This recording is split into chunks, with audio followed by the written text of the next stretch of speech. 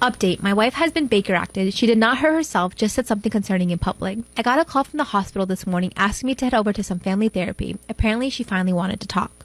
I'll be honest, I'm pretty pissed at the reason why she's been so hateful towards my cats. It's absolutely insane. It's nothing that anyone has suggested. She's not cheating, she's not sick physically or mentally, she's not bored of the relationship or looking for an out. According to her, one of the cats stepped on her laptop and ruined a story she was writing. She's hated both cats ever since. I mean, that sucks, but it's not worth trying to emotionally blackmail me into getting rid of them. I asked her why she didn't just tell me the truth and why she'd been lying and refused to talk about it when I asked. Her answer was, because you wouldn't have gotten rid of them otherwise, and explained that when she saw I wasn't willing to abandon them for her, she took offense and made it a goal to have me pick her over them.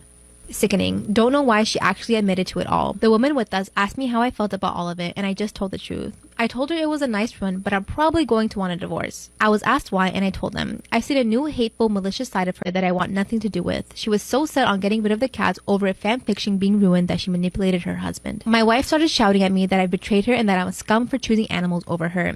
At least cats don't give ultimatums like she gave. It sucks that she's been Baker acted and all, I guess, but it's for the best right now. She'll have time to process it in a safe environment and hopefully come to terms with it. Bad husband, I know. I'm almost sure I'm going for divorce. I'm very worried about having her in the same house as my cats. I want my cats safe and I don't want to worry about them being harmed or disappearing. Screw that. Guess I'll do what almost all of you suggested. Keep the cats, rehome the wife. Not how I wanted it to end, but life isn't always nice. Storytime about the girl who tried to talk me into doing the nasty with her dad. Literally. So a little background information. 2 months before this whole situation, I had met her through one of my friends at a party. She was really funny, really nice. We're gonna call this girl Jessie. So when my friend and I left the party, I had asked her about Jessie, and she was like, oh, I wouldn't really hang around her. She's just like a really weird person. Now, I didn't really take my friend's word for it, mainly because in the past, my friend has gotten really jealous whenever I've started hanging out with other people. So I decided to find out for myself, which now I realize that was probably not one of my best ideas. So a few weeks later, we hung out with her again, and I got her number that night. Her and I started hanging out a lot, and her and I were both seniors in high school. Well, when I would go over to her house, her dad would be super weird around me. He would just be very overly nice and touchy with me. And her mom and her dad were divorced. Well, the one night I'm sitting in Jessie's room and she comes upstairs and she's like, OMG, I have to tell you what my dad said. Like for part 2 about the girl who tried to talk me into doing the nasty with her dad. Literally. Like I said, she comes upstairs to her bedroom and she's like, OMG, I have to tell you what my dad just said about you. And she would literally do this all the time. She would be like, oh, my dad just said that you're so pretty, or my dad just said that if you were his age, he would totally date you. And just like super weird things like that. Well, I was like, oh, like what did he say? And she was like, OMG, I feel so weird telling you. Like I really don't want to tell you. She was like, I feel like you'll think he's weird. Low-key, she didn't know that I already thought that he was weird. But I was like, oh, okay. She was like, okay, fine, I'll just tell you. My dad said that he would totally fuck you. And I was like, oh, that's really gross. Like, he's really fucking weird for that. And she was like, no, you should totally do it. And I was like, no, I'm good. Like, that does not make me feel comfortable. And she was like, dude, you don't understand. He'll pay you.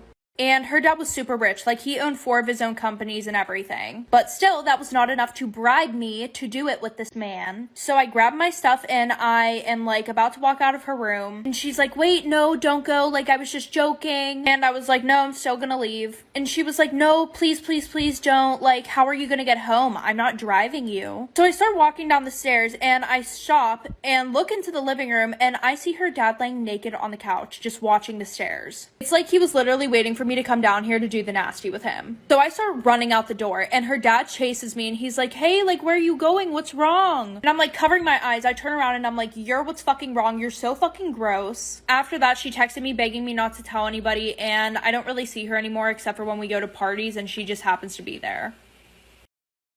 Story time about how I caught my roommate with my fiance 3 days ago. Disclaimer, this is not my story time. It was sent to me on Instagram. My fiance and I have been together for 3 years. He took me on a trip last January and proposed. He's been nothing but an amazing fiance. Families get along super well. My family loves him and he's so kind and gracious to them. On the other hand, my roommate is terrible. He claims to be a model on Instagram, but That's not really what she does. She's actually got a couple of sweet puppies, if you know what I mean. In the past, I've helped her out so much with money because she's always broke. I even loaned her $2,000 just last month to repair her car. My family hates her and they think she's super toxic. I have a soft spot for her because we know each other since high school and I know that she struggled a lot then. I'm a very kind and giving person, but she's totally taken advantage of that. Funnily enough, my fiance hated my roommate when he first met her. He thought the same thing my family did. She constantly monopolized my time, and if I was out on a date with my fiance, if she needed something, she would call me and ask me to go to the supermarket and pick up apples and stuff like that. About 2 months ago, I had to put my foot down. I'm in the process of planning my wedding with one of my best friends, and my roommate is totally stressing me out. She continues to criticize every single thing that I pick. I asked her to be one of my bridesmaids, huge mistake, and she made a fuss about the dress. She wanted a backless dress, but I didn't want that for my bridesmaids at all. I'm not trying to plan an Instagram wedding here. She was so upset about the bridesmaid dress that she actually didn't speak to me for about a week. I had to beg for her to talk to me. Eventually, she told me that she didn't feel sexy in the dress and that she really wanted something she could shine in. My best friend was with us when she told me that, so my best friend quickly corrected her and told me that the only person that needed to be shining that day was me, because I'm the bridesmaid. My roommate got super upset and told me that she didn't want my best friend coming over to our apartment anymore. Obviously, that was going to be a huge no because she was helping me plan the wedding. So instead, I had to get my fiance to come to the apartment and help me out. My fiance works a lot and he's constantly on his phone. He also travels for work a lot, so I knew that he wasn't going to be able to help me all the time. One day, I come home from work and find my fiance and my roommate sitting on the couch chatting. I actually got really happy because I thought maybe they're trying to be friends now. I wanted them to get along. My fiance and I knew that we were going to move in together right after the wedding, so I didn't have a problem with them becoming friends. Fast forward to 4 days ago. My fiance had his bachelor party and I had my bachelorette party. I had so much fun at my party. My roommate was on her best behavior, but she actually told me that she needed to leave early, which I thought was super strange. I get home from my party at around 3 a.m. I was wondering about my fiance, so I decided to call him. The phone goes directly to voicemail. A few minutes later, I get a message from one of his friends. It's a picture of my fiance and my roommate on the couch kissing. Then I get a phone call from the guy that sent me the picture. He told me he thought I needed to know what was going on. He told me that my roommate showed up to my fiance's bachelor party and that she was flirting with him the whole night. He also told me that she was pressuring my fiance to drink. My fiance has never been a big drinker, so it surprised me that he was even drinking at all. He sent me some more pictures of my fiance and my roommate. They were dancing and chatting the whole night. So I decided to show up to the bachelor party unannounced. When I walk in, there they are on the couch. Fiance was pretty inebriated and he was kind of confused too. My roommate, on the other hand, was totally fine. She jumped up from the couch and asked me what I was doing there. I asked her, "What are you doing here?" She actually laughed and told me that my fiance invited her. Part 2 is up. That's when I find my fiance and my roommate sitting on the couch together really snug. Disclaimer, this is not my story time. It was sent to me on Instagram. Unfortunately, I did not find them kissing or anything. I asked my roommate what she was doing there. She laughed and told me that my fiance invited her. My fiance was totally out of it since he had been drinking. That's when I pull up my phone and show them the picture of them kissing. They both start to deny it, but I'm like, how can you deny it? I have proof. My roommate told me that she needed to leave and she literally ran away. I actually had to wait for my fiance to sober up for a few hours before he could actually talk. That's when he told me he didn't remember anything. My roommate is refusing to speak to me and told me that she doesn't want to be in the wedding anymore. And I'm like, yeah, of course you're not. The only thing she said was that my fiance came on to her. My family hates him and her now. Parents don't want me to get married, but the wedding is a week away. My fiance swears that she did something to him. He's begging me for forgiveness and I don't know what to do. Please help.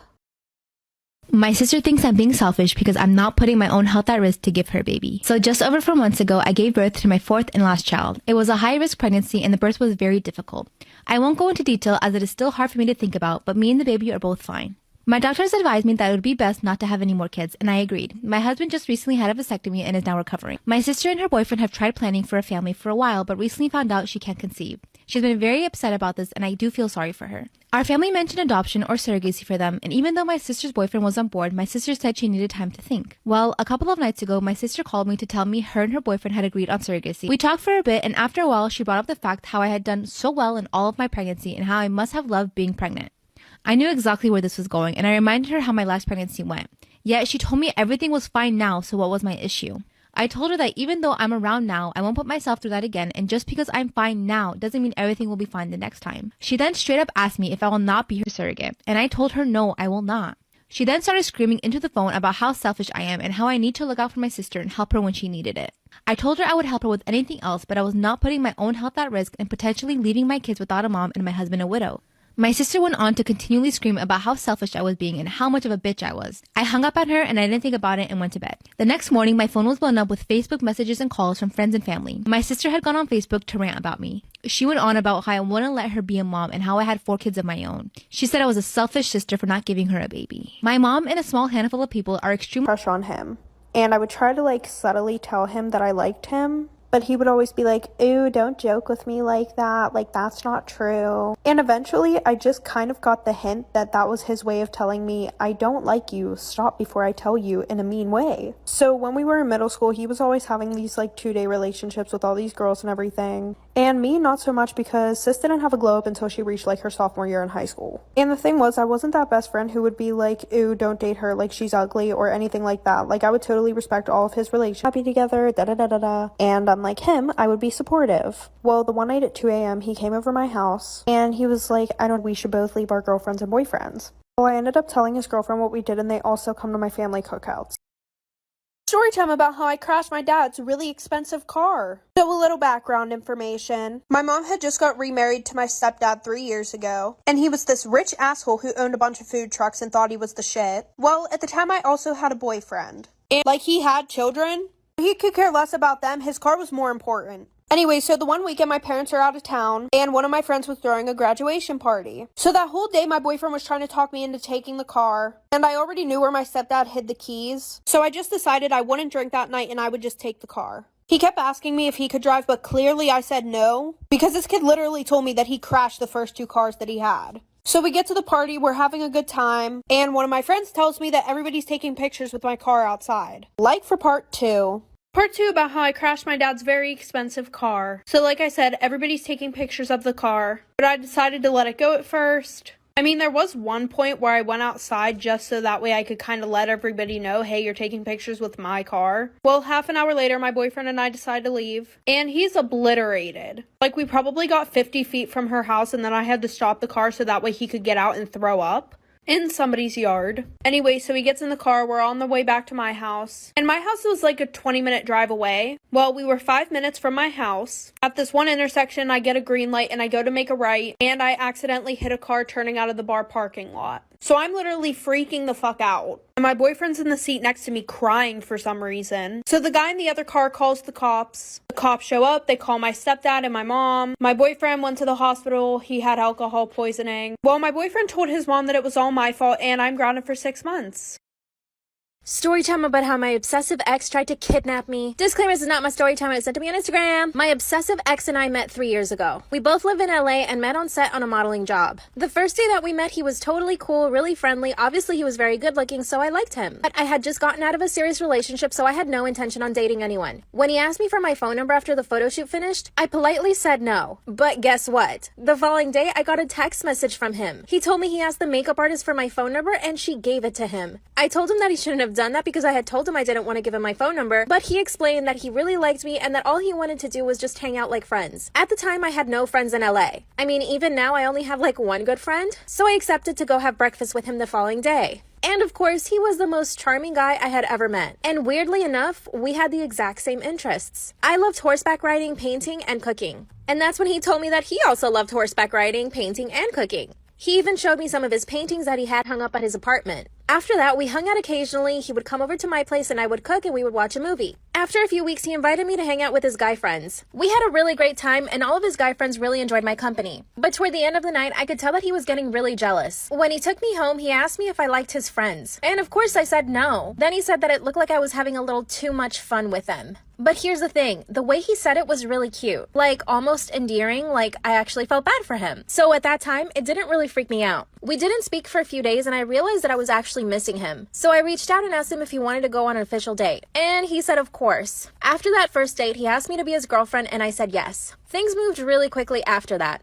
He moved into my apartment, we got a dog, and we met each other's families. For 2 months, everything was going really, really well. I was pretty happy with the relationship, I loved our new dog, and we were both getting a lot of modeling work individually. Especially me. I got a campaign with a pretty big designer and it was my dream come true. I had to travel to Italy for the campaign and he got very jealous. He started asking me questions like who's gonna be there? Do you already know the other models? And of course I didn't. I had no idea who was gonna be there or who the other models were gonna be. This was pretty much the beginning of the end. I was in Italy for 2 weeks, and while I was there, he would constantly call me, text me, check up on me. It even started affecting the work I was doing. I would run to my phone in between shots just to answer it so that he wouldn't think I was doing something bad. The photographer even asked me to put my phone away, and I did. Of course, this made him freak out. The following day, he shows up at my hotel. He told me that I needed to start behaving like his girlfriend. Then he started going to all the photo shoots with me. He would watch me like a hawk while I was working. Things get scary. Part 2. Part 2 of how my obsessive ex tried to kidnap me. Disclaimer, this is not my story time. It was sent to me on Instagram. After he acted really controlling and jealous in Italy, I decided to break up with him. When we got back to LA, I told him he needed to move out. He totally freaked out, grabbed my phone and threw it up against the wall.